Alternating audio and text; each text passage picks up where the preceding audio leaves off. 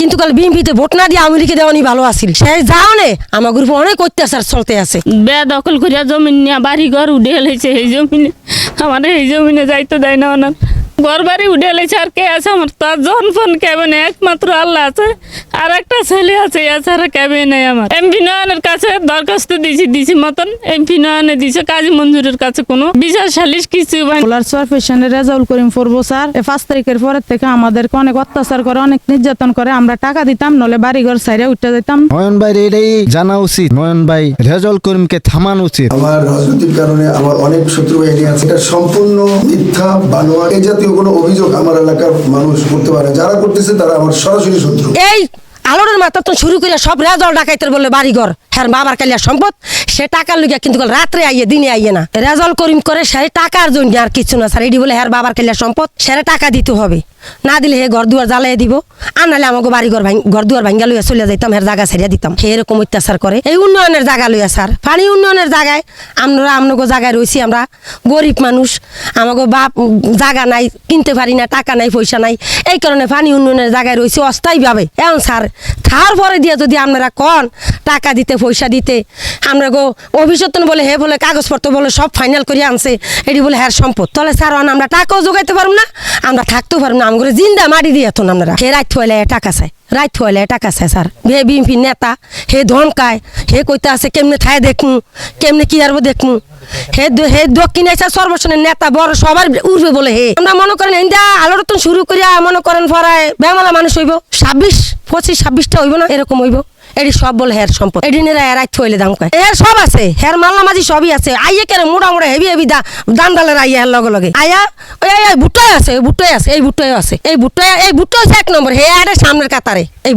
ভুট্টাই আরে সামনের কাতারে এই ভুট্টাই যা তো এই বাড়ির মধ্যে এই এলাকার মধ্যে ঢুকাইছে আগে ঢুকাইছে ওর বলে এই আয়া ওর ফিস তো না আয়া সমগ্র সব মানুষটি আইয়ে ঘরে উড়ে কুনছুম মাগরিবের কালা আর ওড়ে আসারের পরে আইয়ে কত কিছু মানুষ থাকে বাইরে কিছু থাকে ঘরে ওড়ে আগে ঘরে রাজ্য ওড়ে আগে ঘরে এমপি নয়নের কাছে এই অনুরোধ যে এই রেজাউলের বিচারটা আমরা শুক্রবার যেন ফাইতারি হের কাছে আমাকে এই আবেদন আর কিছু আবেদন চাই না রেজাউল পূর্বসার বড় নেতা হের পরের নেতা হয়েছে শেখান্তর পাডারি 5 তারিখের পর তেনে ওই জমিন আমার বেদখল করিয়া দিছে বেদখল করিয়া জমিন নিয়ে বাড়ি ঘর উঠে এলেছে এই জমিনে আমার এই জমিনে যাইতে দেয় না ওনার ঘর বাড়ি উঠে এলেছে আর কে আছে আমার তার জনফন কেমন একমাত্র আল্লাহ আছে আর একটা ছেলে আছে এছাড়া কেমন নেই আমার এমপি নয়নের কাছে দরখাস্ত দিছি মতন এমপি নয়নে দিছে কাজী মঞ্জুরের কাছে কোনো বিচার সালিশ কিছু হয় না 26 বছর পরে আবার এখন আইয়া এই গেট দখল করে কিন্তু অব দা অফিসার বলছে যে জাগো গেট তারই হইব জাগের থেকে নিচে আমরা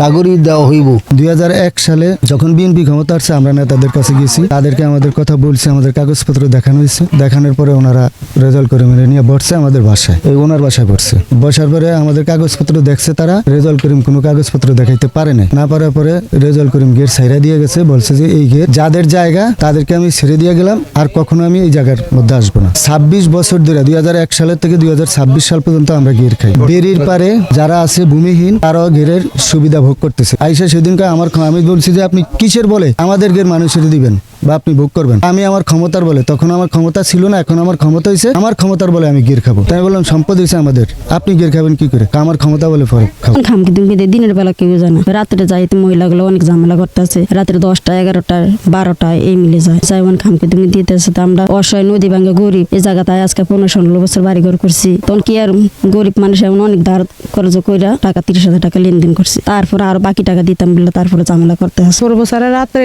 12টার দিকে আমাকে বাসায় ঢুকছে 4 জন লোক সহকারে বুট্টুমাঝি রাতে আসিল কি লাঠি বুট্টুমাঝি রাতে লাঠি আসিল সে তা দাম মানে লাইট মারে আর লাঠি লিয়া ঘোরাফেরা করে আর পূর্বসারে মানে আমরা দেখা করি না কেন টাকা দেই না কেন মানে এগুলা অনেক মানে কথা বলছে আমি বলছি যে স্যার আমরা টাকা দিমু ঠিক আছে আপনি আমার ঘরে দলিল দিতে পারবেন যে না আমি দলিল দিতে পারবো না আমি কোর্ট থেকে মানে সলো করে তোমার ঘরে আমি শক্ত করে দিব স্যার আপনি দিতেন আমরা যাতে বসে আছি তা সলো করে তো আমরা আনতে পারি আপনি দিতেন উনি কিরকম অত্যাচার করে উনি রাত্রের বেলা যায় মানে আমাদের সাথে পুলিশেরা বাড়ি থাকে না আমাদের সাথে মানে টাকা দিতাম টাকা না দিলে আমার ঘরে উৎখাত করে মানে কি উঠে দিব বাড়ি ঘর জ্বালিয়ে দিব আওয়ামী লীগের ক্ষমতার সময় কিরকম ছিলাম সেই সময় তো কেউ কি বাধা সৃষ্টি করে না এখন 5 তারিখের পরের থেকে মানে উনি অনেক কি রাত্রে দিনে যায় না রাত্রে যায় অনেক খামামি করে মাতারি গর লাগে এমপির কাছে বলছে এমপির কাছে মানে ফাটাইছে এমপি সেই সময় বাহিরে আসছিল বাহিরে থেকে সরফেশনের কাজী মঞ্জুরকে ফাটাইছে আর মানে আমরা এগুলা সবকিছু কি কইছি আর উনি কইছে আপনারা গরিব অসহায় নদী ভাঙ্গা আপনাদের কাছে কি আমাদের সুদৃষ্টি থাকবে এটা কয়া তারপরে উনি বাড়াইতে পুরো 1 মাসের মতো গেছি গা। যাওয়ার পরে তারপরে আমরা আবার নয়ন মিয়ার কাছে যাই আনছি বারমাপটা দিছে রাসেল কমিশনারের আর হুমায়ুন কবির সিদ্দারের দিছে।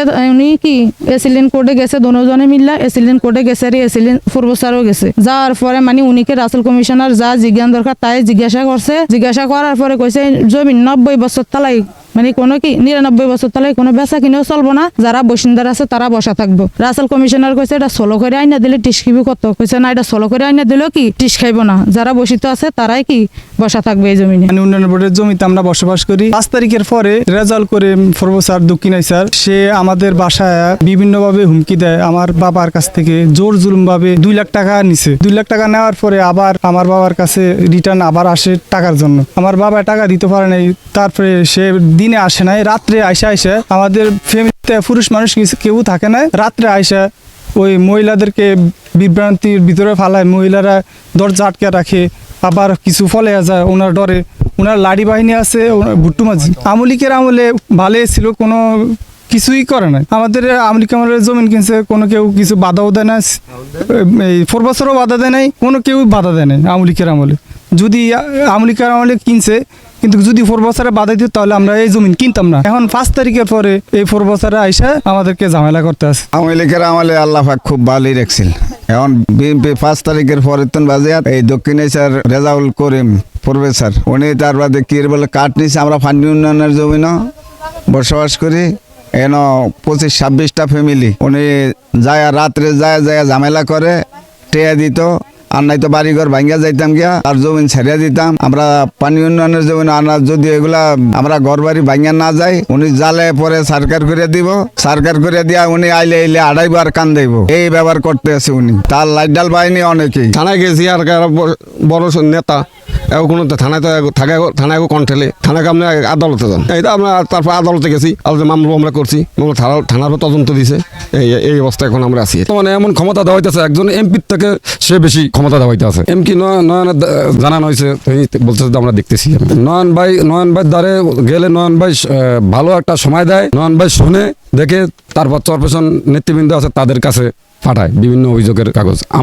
আমি যেই মামলায় পড়ছি, আমি মামলায় পড়ি, আমি নয়ন ভাই দ্বারা গেছি মতন নয়ন ভাই আমার ভালো একটা আশ্বাস দিছে যে এই মামলা উঠে আনিব। না, উৎখাত করার প্রশ্নই ওঠে না। এখানে ওনারা বসবাস করতেছে হলো 2012-13। আমি যেটুকু বুঝতে পারতেছি যে কাশেম মাঝি নামক একজন লোক বোধহয় এই অভিযোগ করেছেন।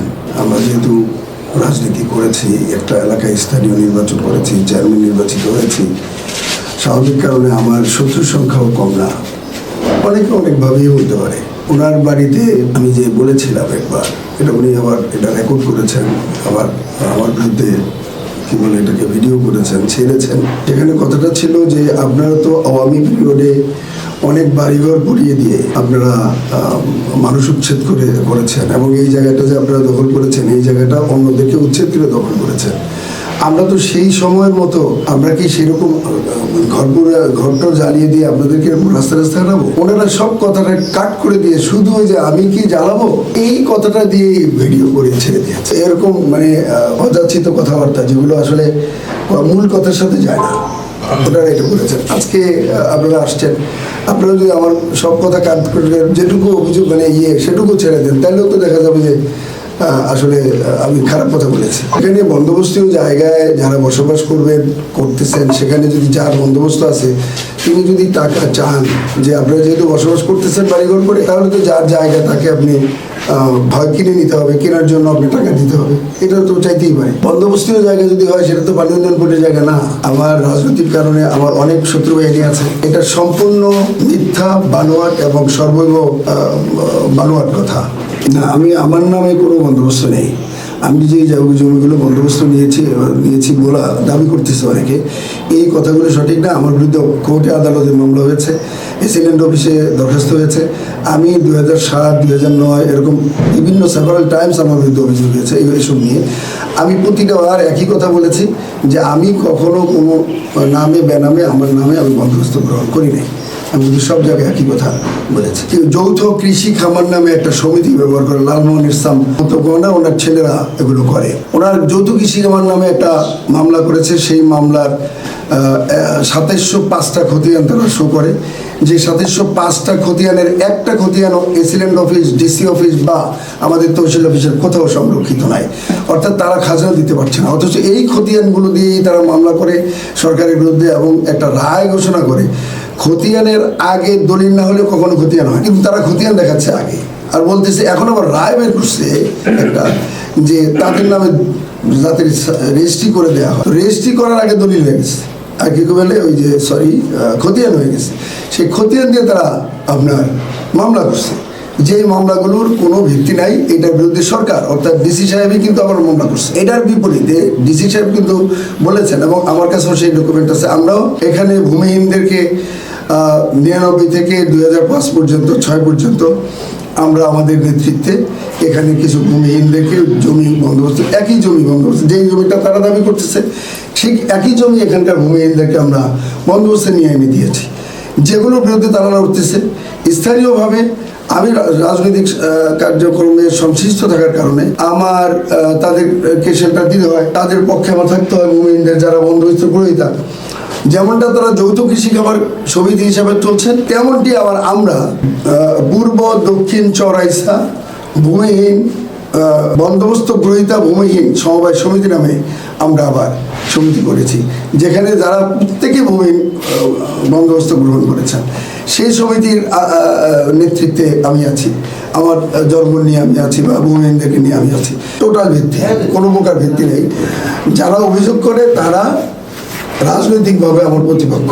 আসমা নামে একজন, আর একজন হচ্ছে খতেজা নামের একজন। এই দুইজন ব্যাপকভাবে এমপি সাহেবের কাছে গেছে এই খালের জন্য, তারপরে স্থানীয়ভাবে আমার কাছে আসছে, মোবাইলে আমার সাথে কথা বলেছে যে তাদের জাল তারা ধরছে এতদিন, এখন পর্যন্ত। এখন আবার আমাদের কিছু লোকজন যে সেখানে এগুলো হলো মাছের ব্যবসাটা যারা করে, মূলত যাদের মাছের গদি, তারাই মূলত এই খালে যে মাছ ধরে এবং মাছ ধরে জালের ব্যাপার। এখানে আমার কোনো বিষয় নাই। ইতিমধ্যেই এমপি মহোদয় এই সমস্ত খাল এবং এই যে জলাশয়গুলো ইজারা মুক্ত করে দিয়েছেন, এবং কেউ যাতে এগুলো কোথাও কারো কাছে না লাগায় সেই জন্য উনি ঘোষণা দিয়েছেন। সুতরাং এর সাথে আমাদের কোনো সম্পৃক্ততা নাই। হ্যাঁ, এটাও হতে পারে যে এতদিন পর্যন্ত ওরা করেছে, যেমন আওয়ামী লীগ পিরিয়ডে তাদেরকে বিএনপির লোকজন তাদেরকে বঞ্চিত করেছে, বঞ্চিত করে তারা এতদিন পর্যন্ত চাষ করেছে বা মাছ ধরেছে। এখন তাদেরকে উৎখাত করে হয়তো বিএনপির কেউ না কেউ যে সেখানে মাছ ধরার জন্য এটা করতেছে। এখন এইটা যদি সরাসরি আমার বিরুদ্ধে আসে তাহলে তো এটা দুঃখজনক।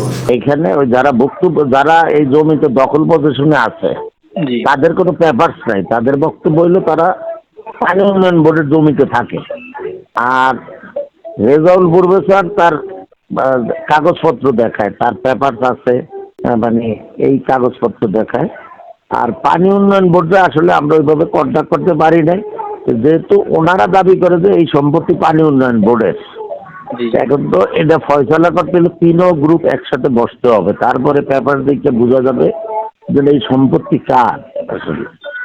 হ্যাঁ হ্যাঁ, তা তো অবশ্যই। এইরকম একটা অবস্থায় আছে। আমরা আসলে ওইভাবে পেপার যা পাইছি ওইটা রেজাউল প্রফেসর এখন পর্যন্ত। যদি পানি উন্নয়ন বোর্ডের পেপার থাকে দেন তাইলে ওনাদের বৈধতা, ওনারা পানি উন্নয়ন বোর্ডের জায়গায় আছে সেটা ব্যাপার, তাহলে তো তাদের পানি উন্নয়ন বোর্ডের জমিতে থাকার রাইট আছে। কিন্তু যদি পানি উন্নয়ন বোর্ড এটা অবমুক্ত করিয়া দেয়, রেজাউল প্রফেসরের বক্তব্য হইল এই পানি উন্নয়ন বোর্ড এগুলো যখন অবমুক্ত করে দিছে এবং এগুলো অবমুক্ত ছাড়ার মানে সরকারি নীতিমালায় যে বন্দোবস্ত নীতিমালায় তো অবমুক্ত না হইলে অন্য সমস্ত জমি গভর্নমেন্ট নীতিমালায় বন্দোবস্ত দিতে পারে না। এটা হলো রেজাউল প্রফেসরের কথা, তার কাগজপত্র তার আমরা যেটুক দেখছি এই অবস্থায় আছে। আর এইগুলো তো আমরা পানি উন্নয়ন বোর্ডের সাথে ওইভাবে সমন্বয় করে বসতে পারি না এই বিষয়টা নিয়ে। ঝামেলা ছিল দুই পক্ষই। বাবা এমপি সাহেবের সাথে কথা বলছি, এমপি সাহেব বলছে যেটা সঠিক আপনি সেইটাই মামলা নেন। ঠিক আছে, আগে যারা মানে যে মায়ের খাইছে, ঠিক আছে, তাদেরটাই নেবেন। আসলে বাস্তব যেটা সত্য, এমপি সাহেব তো যেটা লিগাল সেটাই বলছে, এমপি সাহেব একদম ন্যায়সঙ্গত কথাই বলছে। আমরা সেটাই তদন্ত করে দেখলাম যে সঠিক যে মায়ের খাইছে তারটাই তো নেওয়া উচিত মামলা। ঠিক আছে, পরে সেই মামলা ওই পক্ষ আর আসে নাই মামলা নিতে, কারণ তারা তো আর অন্যায় করছে, এই জন্য ওই পক্ষ আর মামলা নিতে আসেন। এই আসেন, বুঝছি। হ্যাঁ।